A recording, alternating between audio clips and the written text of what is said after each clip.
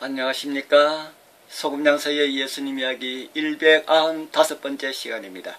오늘은 죄에 대한 권세라는 제목으로 짧지만 긴 감동으로 여러분들을 초청합니다. 먼저 본문 말씀을 봉독해 드립니다. 마태복음 9장 1절 2절에 있는 말씀입니다. 예수께서 배에 오르사 건너가 본 동네에 이르시니 침상에 누운 중풍병자를 사람들이 데리고 오거늘 예수께서 저희의 믿음을 보시고 중풍병자에게 이르시되 소자야 안심하라 내 죄사함을 받았느니라. 아멘. 이것은 또 하나의 단순한 치료가 아닙니다. 죄의 용서를 치료와 연관지었다는 점에서 이 사건은 획기적인 사건입니다. 군중 속에 잠입한 구경꾼 몇 사람은 이 장면을 놓치지 않았습니다. 서기관들이 곧 예수의 신성 모독에 대해서 거론하기 시작했다고 마태복음 9장 3절에 기록하고 있습니다. 성경은 모세의 율법을 연구하는 전문가를 종종 율법 교사라고 부릅니다. 그들은 후에 예수의 체포와 신문에서 주도적인 역할을 맡았습니다. 이 상황에서는 예수를 그저 신성 모독이라고 비난합니다. 누가는 추가적인 설명으로 우리의 이해를 돕습니다. 누가복음 5장 21절에서 오직 하나님 외에 누가 능히 죄를 사하겠느냐라고 합니다. 요컨대 예수가 하나님의 특권을 주장하는 현장을 그들은 목격했다는 것입니다. 불행히도 교회마다 서기관 집단이 있는 것을 보게 됩니다.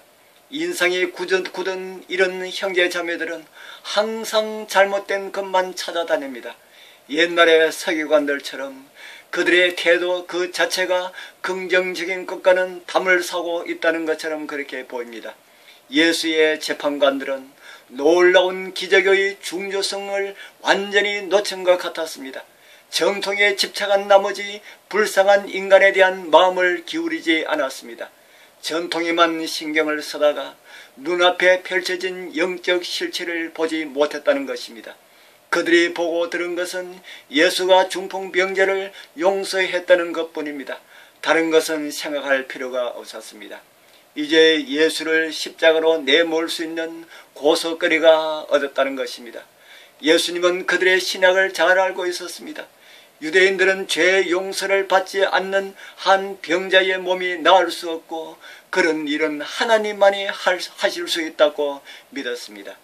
예수님은 신중하게 처신하여 그 문제를 피할 수가 있었지만 그렇게 하는 대신에 그들에게 문제와 도전을 제시하면서 마태복음 9장 5절에 있는 말씀을 이렇게 물었습니다.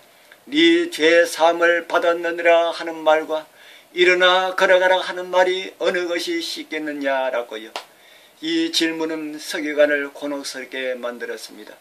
사기꾼은 죄를 용서했다고 주장하는 것은 어렵지 않습니다. 그러나 증거를 제시하는 일은 아무도 할 수가 없습니다. 그런데 회복된 중풍병자는 그 자신이 증거가 되어서 예수의 신성성을 입증했습니다. 예수의 말이 사실이었다는 것이 증명이 되었습니다. 그와 동시에 예수님은 죽음의 위협을 받기 시작했습니다. 함께 하늘의 부르심을 받으신 거룩한 형제 자매님들이시여, 오늘 우리의 모습은 어떠합니까? 바리새인에 가깝습니까?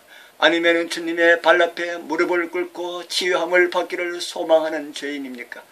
주님께 나가는 모든 사람들을 고치시고 용서하시고 회복하시는 하나님의 은혜가 함께하길 바랍니다. 그리고 주님과 함께 더 많은 사람들을 찾아서 죄에 대한 권세를 깨뜨리시고 회복시키시고 용서하시는 주님의 음성이 들리도록 하시길 바랍니다.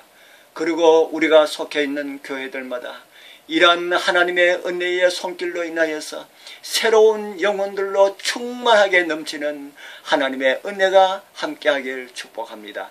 아멘.